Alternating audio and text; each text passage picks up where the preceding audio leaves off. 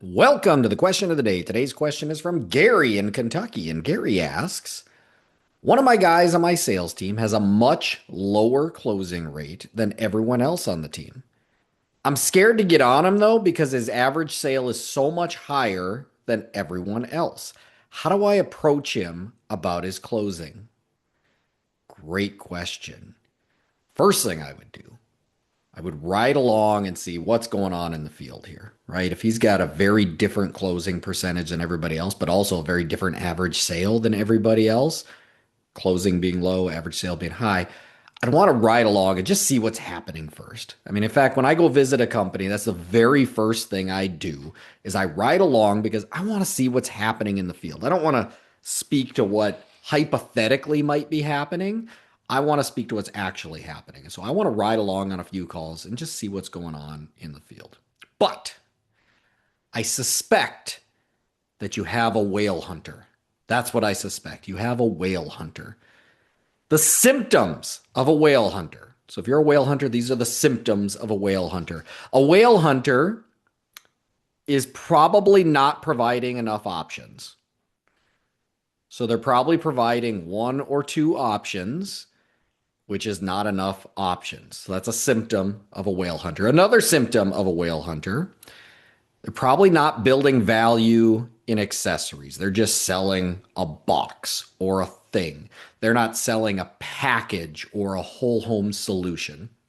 And so that would be a symptom of a whale hunter. We're just selling a box. They're probably also only pushing high-end equipment. And so they're not offering a variety of solutions. They're pushing that high-end solution, the most expensive solutions. Another symptom of a whale hunter is they're probably not explaining financing really well. So there's going to be some opportunities in financing. Another symptom of a whale hunter is going to be they interject themselves into the sales. They say things like, well, if it was me, or this is what I would do, or this is the one I have in my home. So they interject themselves into making that decision rather than making the customer the hero and letting them buy versus being sold. So the mentality is that they're trying to hit a home run every single time. Every time they step up to the plate, they're swinging as hard as they can.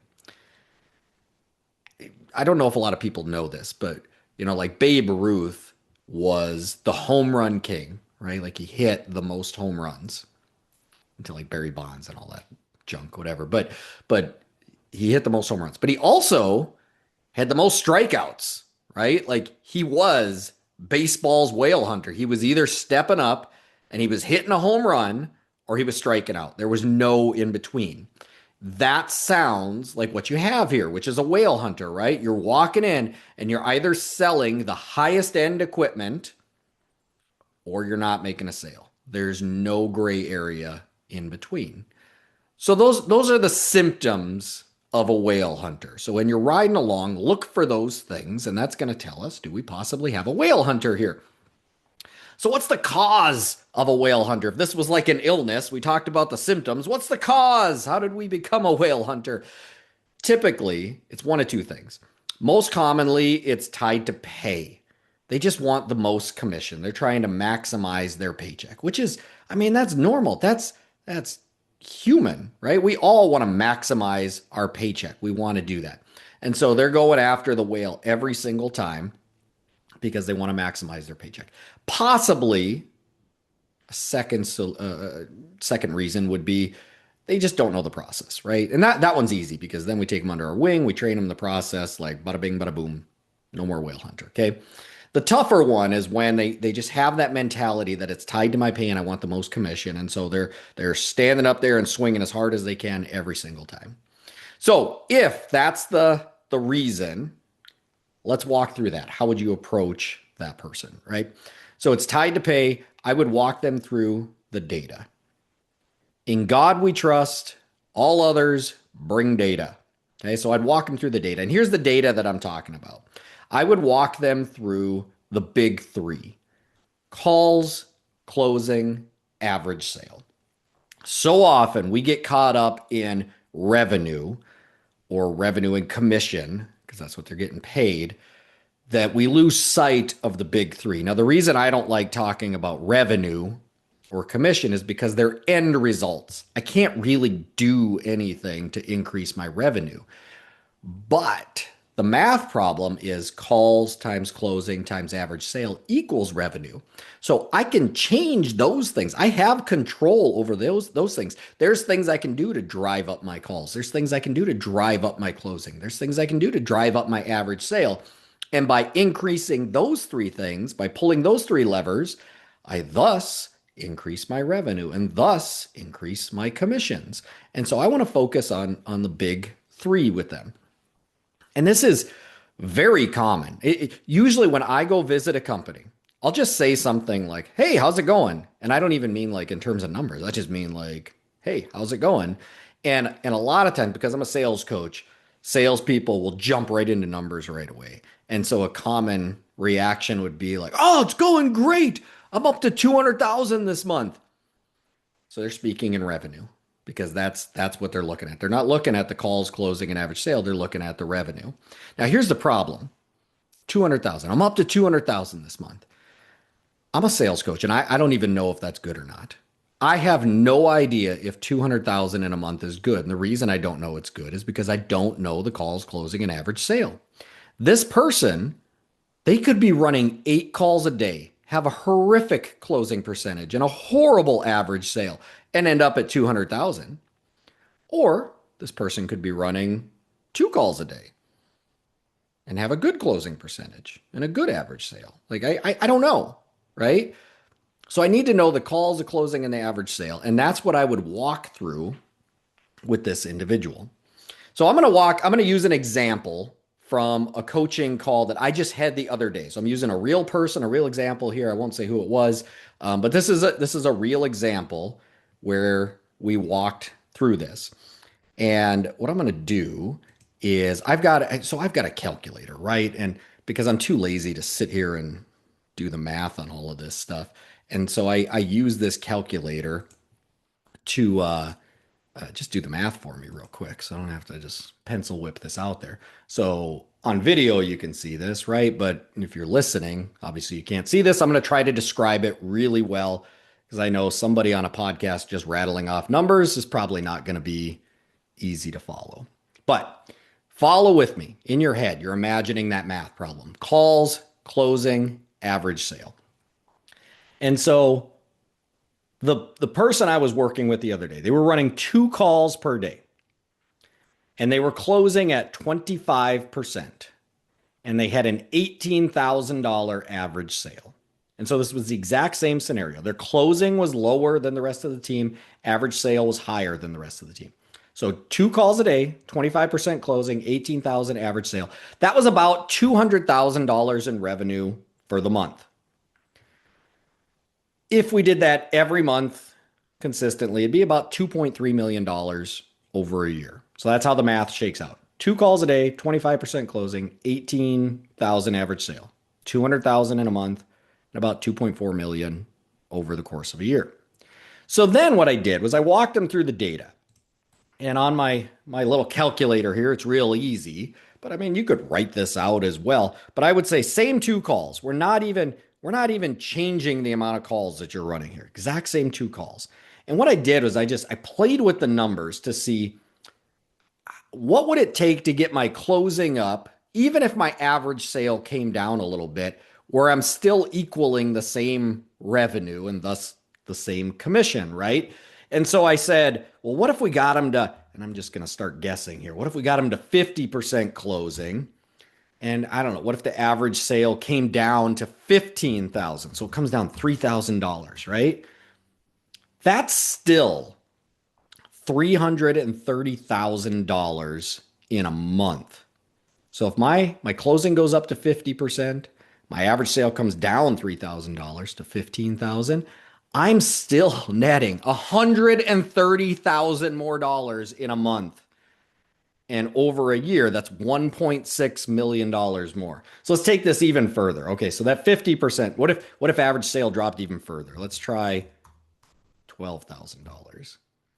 I'm still higher. So even if in that scenario, this person was 2 calls a day, 25% closing, 18,000 average sale. Even if we got their closing to 50% and their average sale dropped all the way down to $12,000, they're still netting $264,000. That's 60,000 more dollars than they were making whale hunting. And over the course of a year, that's about 800,000 more. Think what that does to your commission. How much more money do you make? Let's keep going here. What if that average sale drops to $10,000? We're getting closer now. I'm still, even at 50% closing and $10,000 average sale, I'm still making more revenue than I was as a whale hunter. And so the break, what's the break even going to be here? What if I go $8,000? Yeah, eight, nine, nine. Nine is about, yeah, it's right on the nose. Yep. So this person starts out 2 calls per day, 25% closing, 18,000 average sale. If we got their closing up to 50%, which that's not even rock star. That's like average. Okay? If we got their closing up to 50% and their average sale literally cuts in half down to $9,000, that's like bare bottom. That's where it would break even. You'd make the same amount of money. And so my bet is that our average sale is not going to go down that much. I realistically think we could get your closing percentage to 50% and would still be hovering around that 15,000 average sale where I started. So I realistically think you'd be making 130,000 more dollars in revenue each month and about $1.6 million more over the course of a year. We just went from a $2.4 million salesperson to a $4 million salesperson because we stopped whale hunting. And so this is such a great example of the opportunity we have out there. And so when I walk through a salesperson's numbers like this and we just start putting some data to it, usually I see their eyes opening up. And so now they can see the potential that they have. They can see opportunity here. They see an opportunity where they're going to make more money. And this is perfect because this is a win-win-win. This is a win for the company because they're going to sell more revenue. This is a win for the salesperson because they're going to collect more commissions. And it's a win for the customer because they're getting better options, they're getting better solutions. The customer's going to be happier too. So this is a win-win-win. And the data, walking through the data is what's going to open their eyes to the opportunity. So now that their eyes are open, now that we've created this mind shift, now they're open to coaching. They're open to training. And we can coach and train on those things, those symptoms that I talked about earlier. We can coach and train on offering multiple options, offer a number of options, not just one or two. We can coach and train on how do you build value in accessories. So knowing what are the common accessories, what are the questions, having multiple open-ended questions for each accessory that identifies need or want, and being able to explain it using feature, function, benefit, so that customer sees the value. And they don't just want the box. Now they want the box plus the accessories. They want the package because they want that thing, right? And so value in accessories, which is actually going to increase your average sale too, by the way.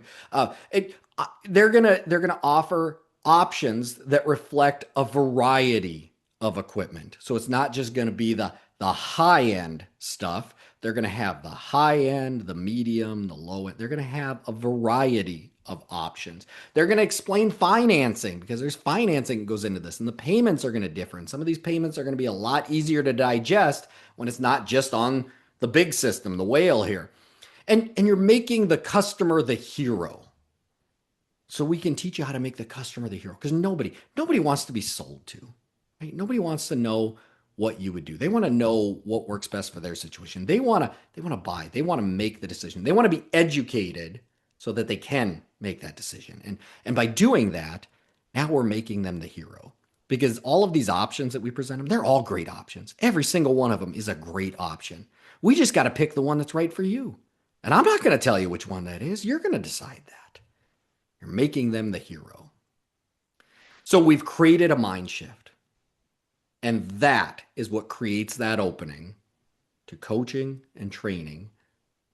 But if you do this, man, look at the opportunity. Even if, so the example I walked through here, just to get to average, I wasn't even getting this person to a rock star salesperson yet. I was just getting them to average, was $1.6 million more. Even if your case isn't this drastic, let's say it's half as drastic, that's still $800,000 just to get to average. So it starts by creating that mind shift, digging into that data, and then the coaching and training to follow. So if you think you suffer from whale hunting or someone on your team suffers from whale hunting, connect with your sales coach and let's walk through the data together. That's the question of the day. If you're enjoying question of the day, follow, share, and give a rating. Question of the day is on major streaming platforms. If you have a question, reach out to me either on social media or email. Both are going to be listed in the show description. Let's get your question answered. And if you're a Next Star member, schedule a call with me. Let's get this addressed one-on-one, and let's get very specific to your whale hunting situation. I'm Coach Chris. We'll see you tomorrow.